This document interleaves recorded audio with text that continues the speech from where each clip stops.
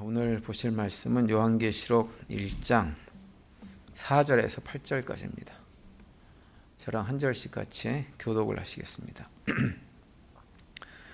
요한은 아시아에 있는 7교회에 편지하노니 이제도 계시고 전에도 계시고 장차 오실 이와 그 보좌 앞에 7영과 또 충성된 증인으로 죽은 자들 가운데서 먼저 나시고 땅의 임금들의 머리가 되신 예수 그리스도로 말미암아 은혜와 평강이 너희에게 있기를 원하노라. 우리를 사랑하사 그의 피로 우리 죄에서 우리를 해방하시고 그 아버지 하나님을 위하여 우리를 나라와 제사장으로 삼으신 그에게 영광과 능력이 세세토록 있기를 원하노라. 아멘. 볼지어다 구름을 타고 오시리라. 각인의 눈이 그를 보겠고 그를 찌른 자들도 볼 터이요 땅에 있는 모든 족속이 그를 인하여 애곡하리니 그러하리라. 아멘. 8절 다 같이요. 주 하나님이 가라사대 나는 알파와 오메가라. 이제도 있고 전에도 있었고 장차 올 자요 전능한 자라 하시더라. 아멘. 오늘 이 말씀 가지고 함께 하신 7영과 임금의 머리 되신 주라고 하는 제목으로 함께 말씀을 나누겠습니다. 2주 전에 저희들이 이제 오늘 저녁에 읽은 같은 본문을 살펴보면서 사도 요한이 요한계시록을 작성을 하면서 특별히 성부 하나님에 대한 어떤 독특한 표현 방식을 통해서 그 하나님이 어떤 분이신가라고 하는 것을 우리들에게 보여주고 있다라고 하면서 거기에 관한 내용을 쭉 설명을 드렸었죠. 이제 오늘은 같은 본문을 가지고 그 본문 안에 있는 또 다른 하나님이신 성자 예수님하고 성령 하나님의 모습을 통해 가지고 우리에게 들려준 메시지가 무엇인가라고 하는 것들을 좀 살펴보려고 하는데요. 먼저 성령 하나님에 대한 말씀을 좀 살펴보면 오늘 보면 4절을 다시 보시면 이렇게 되어 있죠. 요한은 아시아에 있는 7교회에 편지하노니 이제도 계시고 전에도 계시고 장차 오실 이와 그 보좌 앞에 7영과라고 이렇게 말씀을 합니다. 여기에서 이제 이제도 계시고 전에도 계시고 장차 오실 이라고 하는 표현은 지난 2주 전에 살펴봤던 성부 하나님에 관한 말씀이에요. 그런데 이제 맨 끝에 보시면 7영, 보좌 앞 7영이라고 하는 표현이 나오는데요. 이 표현이 바로 성령 하나님에 관한 묘사입니다. 성령 하나님을 묘사하면서 7영이라는 표현을 사용하고 있는데요. 사실 이 표현은 성경에서 많이 언급되어지는 표현은 아닙니다. 이 표현이 신약 성경에서는 요한계시록에서만 딱 4번 이렇게 언급이 되어져요. 오늘 우리가 읽은 본문하고 요한계시록 3장, 4장, 5장에서 언급되어지고 다른 곳에서는 이런 표현이 언급이 되어지지 않습니다. 그래서 그 표현들을 좀 살펴보면 요한계시록 4장 5절에 이렇게 말씀을 하고 있어요. 보좌로부터 번개와 음성과 내성이 나고 보좌 앞에 7 등불이 켠 것이 있으니 이는 하나님의 7영이라 이렇게 표현을 합니다. 여기서는 7영을 뭐라고 또 언급을 하냐면 하나님 보좌 앞 7 등불 켠 것이라고 또 조금 다르게 묘사를 하고 있죠. 그리고 이제 요한계시록 5장 6절에 보시면 또 이렇게 말씀하고 있습니다. 내가 또 보니 보좌와 네 생물과 장로들 사이에 어린 양이 섰는데 일찍 죽임을 당한 것 같더라. 7뿔과 7눈이 있으니 이 눈은 온 땅에 보내심을 입은 하나님의 7영이더라. 이렇게 또 묘사를 하고 있습니다. 여기에서는 7영을 뭐라고 묘사하냐면 7뿔과 7눈이 있다라고 하면서 온 땅에 보내심을 입은 것이라고 이렇게 묘사를 하고 있죠. 근데 이제 요한계시록에 이런 표현이 있는 것은 제가 서론을 말씀을 드릴 때도 언급을 드렸지만 이런 표현들이 그냥 사도 요한이 만들어 가지고 또는 하늘에서 또 어떤 계시로 이렇게 받아 가지고 이렇게 표현하는 것이 아니라 그랬죠. 이런 표현들은 어디서 온 거냐면 구약 성경을 통해서 이미 언급된 것을 인용하고 있는 것입니다. 그러니까 이 오늘 본문에 나오는 7영에 관한 것은 집중적으로 언급된 곳이 어디냐면 구약 성경 가운데 스가랴서 4장에 그 내용이 집중적으로 언급이 되어 있어요. 그래서 스가랴서 4장 10절에 보면 이렇게 말씀하죠.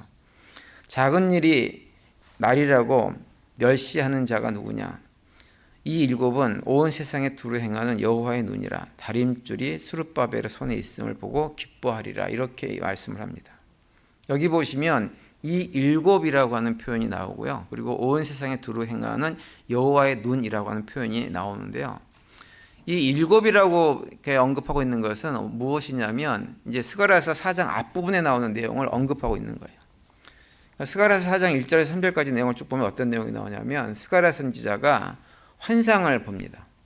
근데 환상을 보고 있는데 어떤 천사가 이렇게 스가랴를 잠자는 것을 깨우는 것으로부터 환상이 시작되어져요.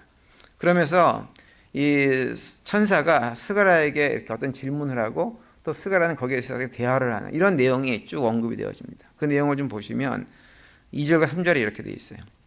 그가 내게 묻되 내가 무엇을 보느냐? 내가 대답하되 내가 보니 숭금 등대가 있는데 그 꼭대기에 주발 같은 것이 있고 또 그 등대에 7 등잔이 있으며 그 등대 꼭대기 등잔에는 7 관이 있고 그 등대 곁에 2 감람나무가 있는데 하나는 그 주발 우편에 있고 하나는 그 좌편에 있나이다 하고 이렇게 대화가 이어집니다.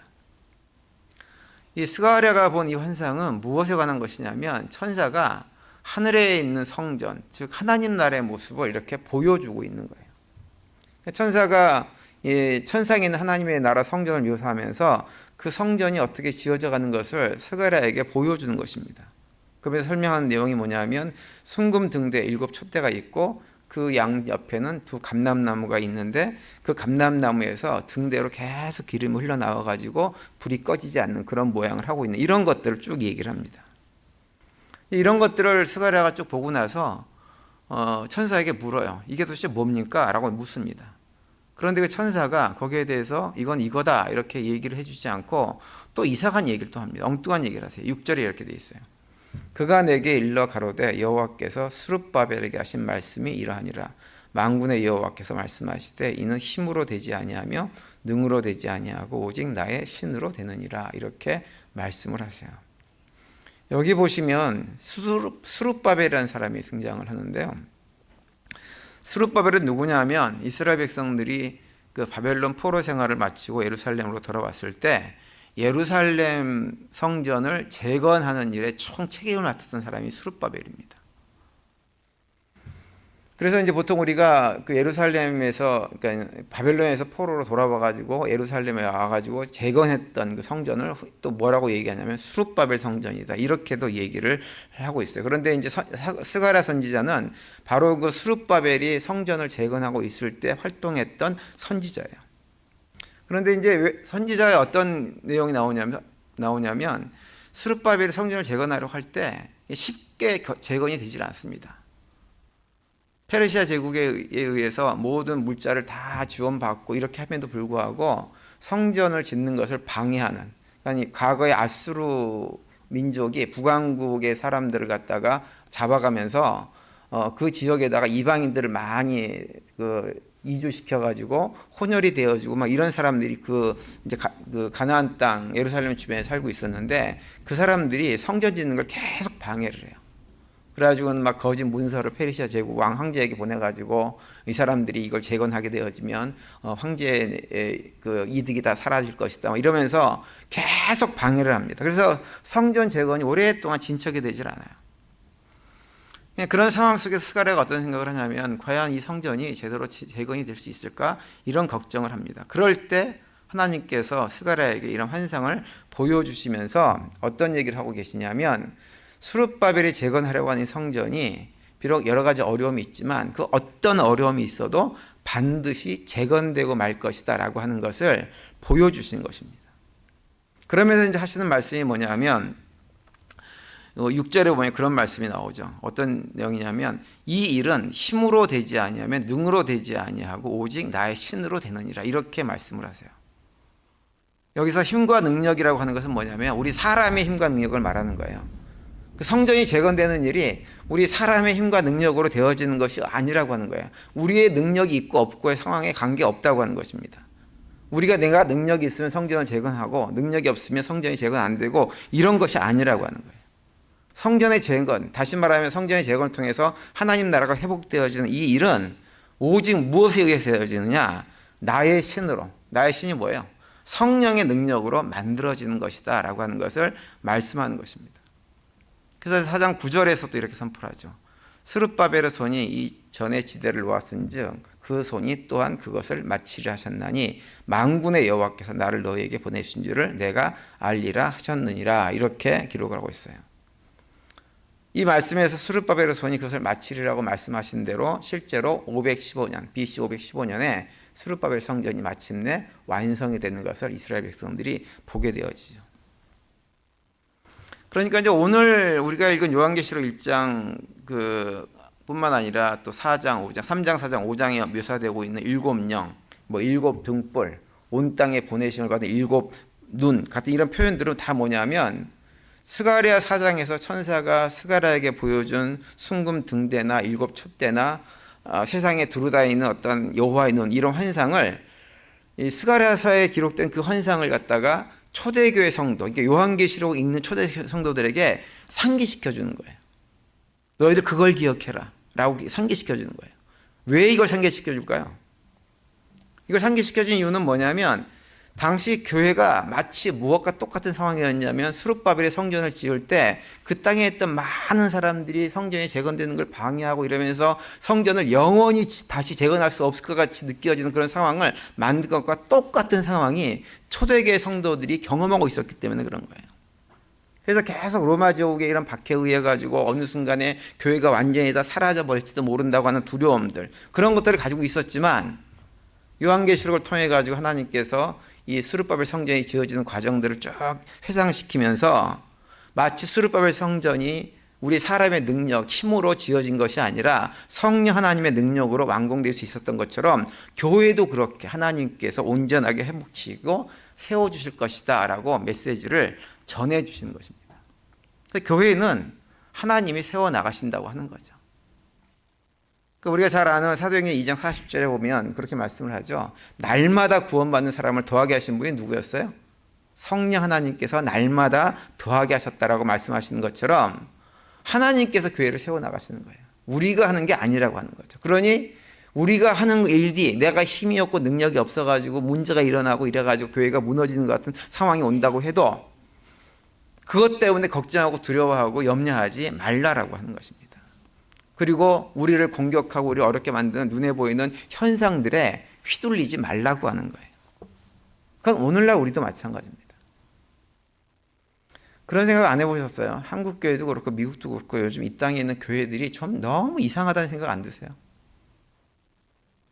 정말 교회가 이상해져 있습니다. 지금 정말 이상해져 있는데 왜 그럴까? 왜 교회가 이렇게 이상해져 있을까? 나중에 한번 제가 이 문제에 대해서 좀 구체적으로 설명을 드릴 때가 올 텐데요. 그 이상해진 이유 중에 하나가 세상에 휘둘려서 그렇습니다. 교회가 어떤 두려움을 가지고 있어요. 이대로 교회가 끝날지도 모른다. 더 이상 우리가 전도를 못하게 되는 시대가 올지도 모른다라고 하는 아주 큰 두려움에 휩싸여 있어가지고 그걸 어떻게 하든지 막아보려고 하다가 억지를 쓰다 보니까 잘못된 생각을 하고 잘못된 판단을 하고 잘못된 결정을 내리는 일들이 요즘 많이 벌어지고 있습니다. 요한계시록 우리한테 뭘 얘기하냐면 그런 눈에 보이는 상황에 휘둘리지 말라고 하는 거예요. 왜? 교회는 우리의 노력과 우리의 수고로 세워지는 것이 아니기 때문에. 교회는 하나님이 세워나가시는 것이지 우리가 할 수 있는 것이 아니기 때문에 눈에 보이는 상황들이 아무리 나로 하여금 아무것도 하지 못하게 만드는 그런 상황이 있다고 해서 그것 때문에 좌절하고 절망하고 주저앉지 말고 거기에 두려워하지도 말라라고 하는 것입니다. 만약에 우리가 눈에 보이는 것을 자꾸 바라보고 그것을 어떻게 내 힘으로 극복해 나가보기 위해서 애를 쓰다 보면은 자연스럽게 어떤 일이 벌어지냐면 세상과 타협하게 되어지고 세상적인 수단을 동원하게 되어지고 그러면 결국은 교회가 교회 본질을 잃어버리게 되어지는 거예요. 그래서 우리가 아무리 믿음의 길을 걸어갈 때 우리 앞에 놓여있는 상황이 힘들고 어려워도 그 상황 속에 휘둘리지 않으려면 어떻게 되느냐? 우리의 시선을 우리 함께 하시는 성령 하나님에게 고정을 해야 됩니다. 그리고 그분에게 고정하고 우리의 마음에 평강을 누릴 수 있어야 돼요. 얼마 전에 주일날 설교 끝나고 친교하는데 어떤 분이 저한테 뭐라 그러냐면 그런 얘기를 하셨어요. 우리들은 다 보면 지옥을 사는 것 같은데 목사님은 혼자 천국에 계신 것 같아 이런 얘기를 했어요. 그 말이 좀 뉘앙스가 애매하긴 했어요. 어떤 의미로 그렇게 얘기하셨는지 좀 애매하긴 했는데 어쨌든 그렇게 얘기를 하시더라고요. 저는 좋게 얘기를 들었어요. 목사님은 참 마음이 평온하신 것 같아 이렇게 들었어요. 저는 진짜로 마음이 평안합니다. 전 교회 걱정은 1도 안 하는 목사입니다. 왜냐하면 교회는요, 제가 고민하고 걱정하고 염려한다고 그 염려가 해결되는 게 아니기 때문에 그래요. 결국 교회는 누가 만들어 가시냐? 하나님께서 만들어 가세요. 우리 교회뿐만 아니라 이 지구상에는 모든 교회가 마찬가지예요. 교회가 다 무너질 것 같고 끝장날 것 같아도 하나님은 하나님 방식대로 교회를 새롭게 해나가시는 거예요. 그걸 통해서 볼 수 있었던 것이 뭐냐면 종교개혁 같은 일이 반드시 일어나는 거예요. 그래서 하나님께서 교회를 새롭게 해나가십니다. 따라서 우리 성도님들도 눈앞에 보이는 현상들에 너무 휘둘리지 마시고요. 교회를 완성해 나가시는 분은 하나님이라는 사실을 믿고 바라보시면서 우리가 해야 될 것은 무엇이냐? 그냥 하나님께서 나에게 맡겨주신 사명들을 그냥 신실하게 감당하는 거예요. 쭉 그걸 감당하고 가다 보면 하나님께서 우리의 삶을, 우리 교회를 회복시키고 세워져 나가신 것들을 우리가 목도하게 되어지는 것입니다. 그것을 오늘 본문에서 사도 요한이 초대교회 성도들에게 강조해서 말씀을 해주고 있는 것입니다. 그리고 두 번째로 성자였음에 대한 표현을 좀 살펴보겠는데, 오늘 보면 5절 앞부분을 보시면 이렇게 되어 있어요. 또 충성된 증인으로 죽은 자들 가운데서 먼저 나시고 땅의 임금들의 머리가 되신 예수 그리스도로 말미암아 은혜와 평강이 너희에게 있기를 원하노라, 이렇게 말씀을 합니다. 여기 보시면 예수 그리스도에 관한 묘사를 세 가지로 표현하고 있는 걸 볼 수 있는데, 하나는 뭐냐면 충성된 증인이다, 이런 표현을 합니다. 그리고 두 번째가 뭐냐면 죽은 자들 가운데서 먼저 나시니라고 하는 표현이 있죠. 그리고 세 번째는 땅의 임금들의 머리 되신 분이라고 하는 표현으로 예수님을 묘사합니다. 앞에 성령에 대해서 설명을 드릴 것처럼 이런 표현들도 다 어디서 가져왔을까요? 구약 성경에서 가져온 거예요. 그냥 하늘에서 뚝 떨어진 표현들이 결코 아니에요. 특별히 이 내용들은 사도 요한이 시편 89편 말씀을 인용한 것입니다. 그 말씀 보시면 이렇게 되어 있어요. 시편 89편 27절하고 37절을 보시면 이렇게 되어 있습니다. 내가 또 저러 장자를 삼고, 가로가 쳐 있는데 가로는 좀 빼고 읽겠습니다. 그건 제가 설명하려고 일부러 넣어놓은 거예요. 내가 또 저로 장자를 삼고 세계 열왕의 으뜸이 되게 하며 또 궁창의 확실한 증인 같이 영원히 경고하게 되리라 하셨도다, 이렇게 말씀을 하고 있죠. 여기 보시면 확실한 증인이라고 하는 말을 다시 얘기하면, 오늘 우리가 읽은 요한계시록으로 가져오면 이게 어떤 의미냐면 충성된 증인이다라고 하는 표현이에요. 그리고 27절 앞부분에 보면 장자를 삼았다라고 하는 것은 뭐냐면 오늘 본문에서는 먼저 나시고라고 하는 것과 같은 의미입니다. 그리고 27절 맨 뒤에 열왕의 으뜸이 되게 하셨다고 하는 것은 무엇이냐면 오늘 본문으로 가져오면 땅의 임금들의 머리가 되게 하셨다라고 하는 것과 같은 표현입니다. 그러니까 사도 요한이 이 시편 89편에 있는 말씀을 인용해 가지고 시편 89편에는 그 어떤 인자 메시아에 대한 묘사를 가져와 가지고 요한계시록 1장 5절에서 지금 묘사를 하고 있는 것입니다. 근데 사도 요한이 이 시편 89편을 통해서 예수님을 묘사하고 있는 이유는 이 시편 89편이 가지고 있는 독특한 메시지가 있기 때문에 묘사를 하는 거예요. 언급을 하고 있는 거예요. 이 시편 89편 같은 경우는 다윗의 시편입니다. 다윗이 오랜 세월 동안에 자기를 죽이려고 했던 사울 임금을 피해 가지고 도망자의 삶을 살다가 사울 임금이 전쟁터에서 죽고 나서 마침내 왕으로 등극한 이후에 하나님께서 자기와 함께 하셨던 것들을 회상하면서 지은 시편이 시편 89편 말씀이에요. 그렇기 때문에 이 시편 89편 말씀은 이스라엘 백성들의 입장에서는 다윗이라고 하는 인물을 통해서 주신 하나님의 언약의 메시지들을 늘 상기시키는 그런 시편이 시편 89편입니다. 그 이스라엘 백성들이 붙들고 있는 다윗의 언약은 무엇이냐면 다른 것이 아니라 사무엘 하 7장에서 다윗이 하나님의 성전을 짓고 싶어 하셨을 때 하나님께서 나단 선지자를 통해 가지고 다윗으로 하여금 성전을 짓지 못하게 하시죠. 그러면서 어떤 약속을 하셨냐면 너의 아들 솔로몬이 성전을 건축하게 될 것이다 라고 얘기하면서 그 아들이 너를 대를 이어서 왕이 되어지고, 그리고 그뿐만 아니라 대를 이어서 왕위가 계속 되어지는 영원한 왕위를 가지게 될 것이다 라고 그렇게 얘기를 해줘요. 약속을 해주죠. 사무엘하 7장 12절과 13절, 16절에 이렇게 돼 있어요. 내 수완이 차서 내 조상들과 함께 누울 때 내가 내 몸에서 날 내 씨를 내 뒤에 세워 그의 나라를 경고하게 하리라. 그는 내 이름을 위하여 집을 건축할 것이요 나는 그의 나라 왕위를 경고하게 하리라. 내 집과 내 나라가 내 앞에서 영원히 보존되고 내 왕위가 영원히 견고하게 하리라 하셨다 하라. 이렇게 말씀을 하고 있습니다. 솔로몬이 성전을 건축할 뿐만 아니라 솔로몬에게 전해진 다윗의 왕위가 영원히 든든하게 서게 될 것이라고 하나님께서 다윗에게 언약의 약속을 해주신 거예요. 근데 이 언약은 기본적으로 다윗을 이어서 왕이 될 솔로몬에 대한 언약의 말씀이긴 하지만 이 언약의 궁극적인 의미는 무엇이냐면 바로 예수님에 대한 언약의 말씀이에요. 왜냐하면 오늘 보면 13절과 16절에서 반복해서 이 말씀하고 있는 이 언약의 말씀들은 실제 이스라엘 역사나 솔로몬의 개인 역사 속에서는 이 성취되지가 않았기 때문에 그래요. 실제 역사에서 어떤 일이 벌어졌냐면 남왕국과 북왕국이 멸망해 버려서 왕위가 계승되지 못했습니다. 실제 역사는 그런 거예요. 대신에 그 왕위를 계승하신 분이 누구냐? 우리가 마태복음 1장에 나오는 다윗의 족보를 통해서 쭉, 그러니까 예수님의 족보를 통해서 쭉 알 수 있듯이 결국 누가 계승하냐면 이 땅에 오신 왕 중의 왕 되신 예수 그리스도가 그 왕위를 계승해서 영원한 왕으로 존재하게 되어지는 것입니다. 그 얘기를 하고 계시는 거예요. 그래서 사무엘하 7장에서 언급되고 있는 다윗에게 준 언약의 말씀은 단순히 솔로몬에 관한 얘기가 아니라 메시아로 이 땅에 오실 예수 그리스도에 관한 언약의 말씀을 구약에서 미리 말씀을 해주고 있는 거예요.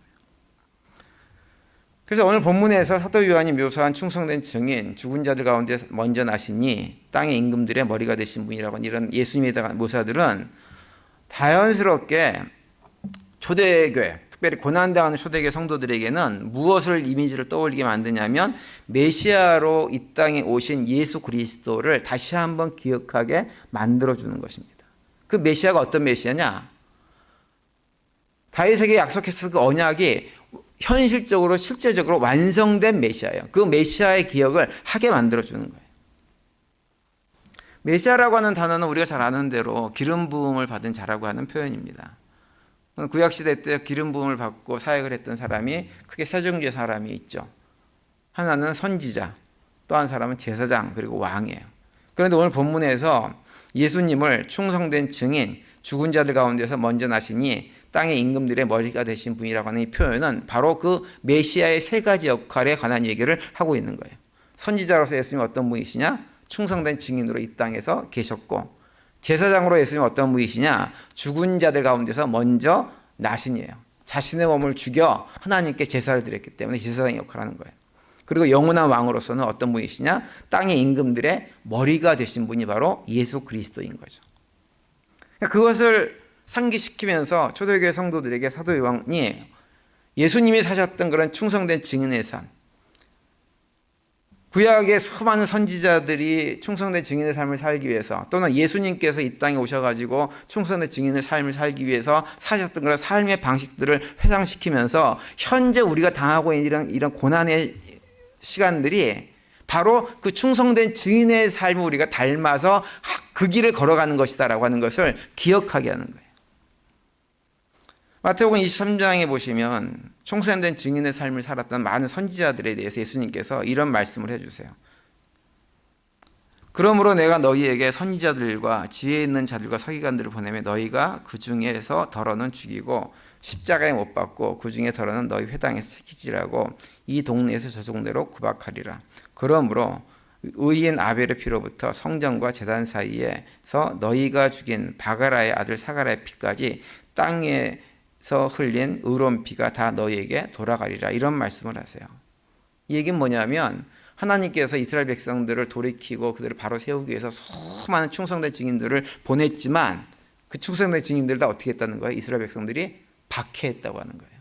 충성된 증인들의 삶은 기본적으로 전제가 무엇이냐면 이 땅에 와가지고 그 사역을 감당할 때 박해를 당하고 고통을 당하는 삶을 살 수밖에 없다고 하는 것입니다.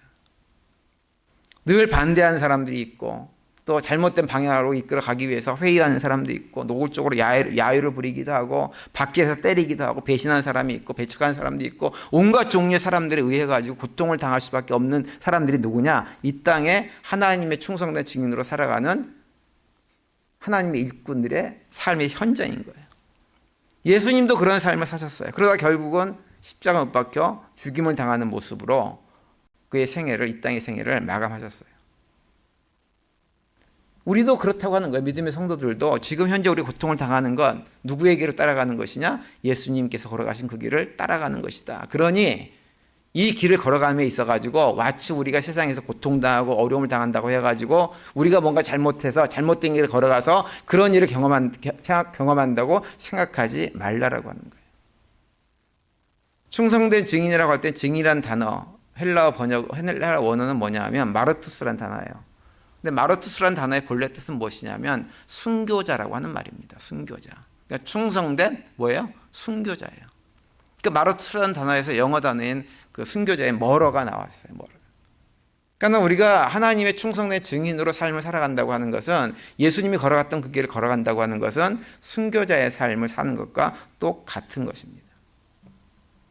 그래서 이런 메시지를 통해 가지고 초대교회 때 로마 제국에 의해서 또 주변 사람들에 의해서 여러 가지 많은 핍박을 받고 고난을 당했던 성도들에게 얘기하는 거예요. 충성된 증인들아, 성도들아, 너희들이 충성된 증인으로 살아가는 그 삶을 현재 당하는 고난들을 예수님께서 다 미리 당하셨다. 그러니 낙심하지 말아라. 예수님도 당하신 고난이다. 그러니 너희들이 지금 걸어가고 있는 길이 틀린 길이 아니라 맞는 길임을 기억하고 그 길을 끝까지 달려가라고 하는 거야. 비록 그 길이 순교자의 길이 된다고 해도. 요즘 우리가 살아가는 시대는 우리의 목숨을 육체적으로 목숨을 순교할 일은 사실은 없습니다. 그죠? 그런 일은 사실 없어요. 근데 우리가 정말 순교를 해야 될 것은 뭐냐면 나의 옛사람을 죽이는 순교는 해야 돼요.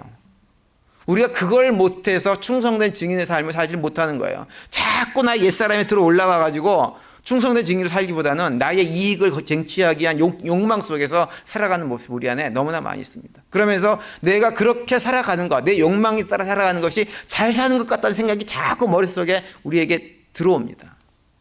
예수님처럼 살면, 구약시대 때 수많은 충성된 증인들처럼 삶을 살면, 1세기 초대교회 성도들이 고난당하는 것처럼 그러한 삶을 살아가면, 아니면 나의 옛사람을 죽여가지고 예수님에 닮아서 겸손하고 온유하고 손을 보면서도 낙심하지 않고 용서하고 섬기고 돌보고 하는 삶을 살면 뭔가 잘못된 삶을 사는 것처럼 생각을 하게 만드는 것이 우리가 현재 살아가고 있는 삶의 현장이에요. 그런데 그렇지 않다고 하는 거예요.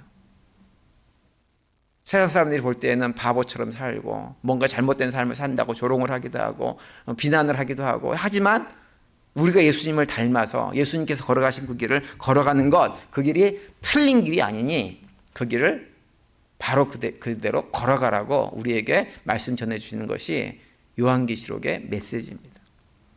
저는 우리 교회 성도님들이 예수님이 걸어가신 그 길을 잘못된 길이라고 생각해서 뒤따라가기를 두려워하고 머뭇거리는 것이 아니라, 비록 그 길이 나에게 좀 어려움이 있고 손해를 가져다 주기도 하고 억울하게 좀 느껴지는 경우가 있다 하더라도 그 길을 묵묵하게 뒤따라 걸어가는 충성된 증인의 삶을 살아낼 수 있게 되기를 간절히 바랍니다. 그래서 우리의 삶이 그 자체로 하나님의 커다란 기쁨이 되어지고 우리는 그 안에서 세상 사람들이 알 수 없는 진짜 놀라운 복들을 누리며 살아가는 우리 모두가 될 수 있게 되기를 간절히 바랍니다. 그런데 이제 오늘 본문은 또 성도들의 삶이 그렇게 순교하는 것으로 끝나는 것은 아니다라고 또 말씀을 또 해주세요. 사실은 순교하는 것으로만 끝나면 조금은 억울하지 않겠어요? 그것이 끝이 아니라고 하는 거예요. 성도들은 어떤 사람들이냐? 예수님이 그러하셨던 것처럼 다시 부활해서 살아나는 자들이다, 이렇게 말씀을 하고 있어요. 그것을 강조하는 것이 뭐냐면 예수님에 대한 두 번째 표현인 죽은 자들 가운데서 먼저 나신 이라고 하는 선포입니다. 이 선포는 예수님의 제사장 사역과 깊은 관련이 있다고 앞에서 말씀드렸죠. 구약에서 제사장 가문은 레위 지파입니다. 레위 지파. 레위 지파는 어떤 지파냐면 이스라엘 백성들 가운데서 장자들을 대신해서 하나님께 바쳐진 지파가 레위 지파예요. 본래 각 가문의 각 집안의 장자는 다 누구의 것이냐면 하나님의 것이에요. 하나님의 것. 그런데 그 각 장자를 다 하나님의 것으로 취해가지고 하나님이 가지지 못하시기 때문에 대신 레위 지파를 선택하셔가지고 레위 지파를 대신해서 장자를 대신하시는 거예요. 그런 지파가 레위 지파입니다. 그래서 민수기 3장 12절에 보면 이렇게 말씀을 하고 있죠. 보라, 내가 이스라엘 자손 중에 레위인을 택하여 이스라엘 자손 중 모든 처음 난 자를 대신케 하였은즉 레위인은 내 것이라, 이렇게 말씀합니다. 처음 난 자는 다 하나님의 것이에요. 그런데 하나님의 것이라고 하는 얘기 뭐냐면 하나님께 바쳐진 자라고 하는 거예요. 근데 하나님께 바쳐지면 어떻게 돼요? 제물로 바치는 거예요. 죽는 거예요. 그러니까 본래는 장자들은 죽어야 되는 자들인데 그 역할을 누가 대신하냐면 레위인들이 대신하는 거예요. 죽을 수밖에 없었지만 죽지 않고 살아서 하나님을 섬기는 것으로 그 역할을 대신하는 거죠. 근데 사실 레위 지파 같은 경우도 역사 속에서 보면 현실적으로는 다 죽었어요. 그래서 이 레위 지파는 무엇을 상징하는 지파냐면 죽음을 이기고 영원한 생명으로 살아계시는 예수님을 상징하는 지파입니다. 그래서 레위 지파가 장자 역할을 대신했던 것처럼 예수님을 뭐라고 표현하는 거냐면 먼저 나신 자라고 표현을 하고 있는 거예요. 그리고 비슷한 표현이 제가 부활절을 설명할 때도 말씀드렸던 것처럼 첫 열매가 되셨다라고 하는 표현도 같은 표현인 것입니다. 그래서 그 모든 것들이 장자의 개념으로 우리에게 얘기를 해주고 있는 거예요. 그래서 그 장자가 살면 그 집안도 살고 장자가 죽으면 집안도 죽는 거예요. 근데 예수님께서 장자로서 어떻게 하셨어요? 죽었다가 다시 살아나셨기 때문에 그 장자가 살아나신 것처럼 당연히 우리도 어떻게 되는 거예요? 다시 살아날 수밖에 없다고 하는 거예요. 그것이 첫 열매 대신 예수님께서 우리에게 던져주시는 메시지라고 하는 거죠. 그래서 이 예수님에 대한 묘사를 통해 가지고 초대교회 성도들에게 얘기하는 거예요. 너희들이 걸어가는 길이 순교하는 길이고 세상적인 시각으로 볼 때는 망하는 길처럼 보이고 죽음을 경험해야 되는 그런 길이지만 결국 끝에서는 죽음으로 끝나는 것이 아니다라고 하는 거예요. 뭐예요? 다시 살아날 것이다. 부활할 것이다. 고난의 끝이 고난으로 끝나는 것이 아니라 그 뒤에는 부활의 영광이 우리에게 주어진다라고 하는 것을 이 표현을 통해서 우리에게 말씀을 하고 있는 거죠. 실제로 그렇습니다. 신앙생활 하면서 나를 죽여보세요. 나를 죽이면 어떤 일이 벌어지냐면요. 내가 오히려 살아납니다. 누가 살려주나요? 하나님께 살려주시고 주변에 있는 분들이 살려줘요. 근데 내가 시퍼렇게 살려고 그러잖아요. 살려고 하면 할수록 어떻게 되는 줄 아세요? 점점점 죽어져 버립니다. 아무도 인정해 주지 않아요. 내가 죽어야 사는 거예요. 살려고 그러면 죽게 돼 있어요. 예수님은 죽으심으로 부활하셨고 초대교회 성도들도 죽음으로 다 부활해서 영광을 경험하게 되었던 것이죠. 우리 성도님들도 신앙생활 하면서 자꾸 너무 이렇게 시퍼렇게 살려고 애를 쓰지 마세요. 그럼 본인만 괴로워요. 아무것도 얻어지는 거 없어요. 반대로 죽으려고 하세요. 자꾸 죽이세요. 자꾸 죽이시면 하나님께서 우리를 그리고 믿음의 성도 이 공동체 식구들이 자연스럽게 우리를 올려주게 될 것입니다. 그런 기쁨들을 맛보는 우리 모두가 되시기를 간절히 바랍니다. 그리고 마지막으로 사도 요한은 예수님께서 살아나셨을 뿐만 아니라 또 무엇이 되셨다고 선포하냐면 땅의 임금들의 머리가 되셨다 이렇게 우리에게 선포해주고 있어요. 초대교회 성도들은 땅의 임금들의 머리 되신 예수님이라는 표현을 대할 때 금방 머릿속에 떠오르는 것이 무엇이냐면 구약에서 예언된 메시아를 떠올렸을 거예요. 대표적으로 그 예수님의 모형이 됐던 다윗의 임금을 떠올렸을 거예요. 우리가 앞에서 봤던 시편 89편에서 다윗을 열왕이 으뜸이 되게 하셨다라고 선포하신 것처럼 그와 같은 상황을 떠올렸을 거예요. 시편 89편 27절 보면 이렇게 돼 있죠. 내가 또 저로 장자를 삼고 세계의 열왕의 으뜸이 되게 하며 라고 말씀하세요. 이것은 다윗을 향한 말씀이지만 동시에 예수 그리스도에 대한 예언의 말씀이기도 합니다. 그래서 다윗을 모형으로 이 땅에 오실 메시아가 모든 임금의 머리가 될 것이다 라고 하는 것을 말씀해 주고 있는 거죠. 그래서 오늘 본문 5절에 언급된 땅의 임금들의 머리가 되신 예수 그리스도라고 하는 말씀을 오늘 본문에서 선포를 해주고 있는 거예요. 그래서 이 말씀을 통해 가지고 특별히 당시 로마 제국의 황제에 의해서 말할 수 없는 고통을 당하고 있었던 혹독한 고통들 앞에서 떨 수밖에 없었던 그런 현실적인 상황이 있었지만 선포하는 거죠. 진짜 왕은 로마 황제가 아니야. 진짜 황제는 로마 황제가 아니고 황제가 아니고 진짜 이 세상의 왕은 바로 누구냐? 예수 그리스도뿐이 없다라고 하는 것을 선포해 주는 것입니다. 그러니 그 예수님을 왕으로 바라보고 그 예수님, 그 왕이신 예수님께서 우리에게 주실 참된 승리를 소망하면서 믿음의 길을 이겨나가라. 고난의 길을 이겨나가고 믿음의 길을 굳건하게 걸어가라고 말씀을 해주고 있는 것입니다. 그런 의미에서 오늘 본문에서 있는 예수님에 대한 또 성령 하나님에 대한 묘사들을 사용해서 초대교회 성도들에게 메시지를 전해주고 있는 것입니다. 오늘로 이제 요한계시록 서론 부분을 마치는데요. 이 사도 요한은 이 요한계시록 서론 부분을 통해 가지고 어떤 메시지를 주고 있냐면, 지금 현재 이스라엘 그 초대교회 성도들이 말로 다 할 수 없는 환난 가운데 있지만, 그래서 세상적으로 볼 때는 패배자인 것처럼 보이고 정말 유리방황하는 그런 고통스러운 삶을 살아가면서 세상 사람들이 볼 때는 다 틀린 길을 걸어가는 것 같지만 결코 그렇지 않다라고 하는 것을 이 서론에서부터 선포를 하는 거예요. 그러면서 너희들은 결코 틀린 길을 걸어가는 것이 아니고 옳은 길, 바른 길, 주님께서 기뻐하시는 길을 걸어가는 것이니 담대하게 그 길을 걸어가자라고 선포를 합니다. 그러면서 오늘 본문 7절에서 이렇게 말씀하세요. 볼지어다 구름을 타고 오시리라. 각인의 눈이 그를 보겠고 그를 찌른 자들로 볼 터이요 땅에 있는 모든 족속이 그를 인하여 애곡하리니 그러하리라. 아멘. 이렇게 선포합니다. 결국은 지금 당장의 문제가 아니라 예수님께서 재림하실 때 우리가 어떠한 모습으로 우리가 되어질 것이냐라고 하는 것이 중요하다고 하는 거예요.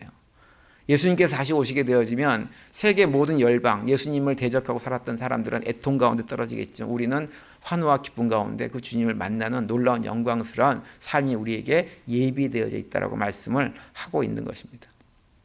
따라서 우리도 이 말씀을 기억하시면서 정말 충성된 증인으로 또 부활의 첫 열매가 되시고 모든 임금들의 머리가 되신 그 예수 그리스도를 바라보시면서 결코 우리로 하여금 실패하지 않게 하시고 교회를 교회되게 하시고 성도를 성도되게 만들어주시는 그 성령 하나님 예수 그리스도를 의지하는 가운데 믿음의 길을 꿋꿋하게 걸어갈 수 있는 우리 모두가 될 수 있게 되기를 간절히 바랍니다.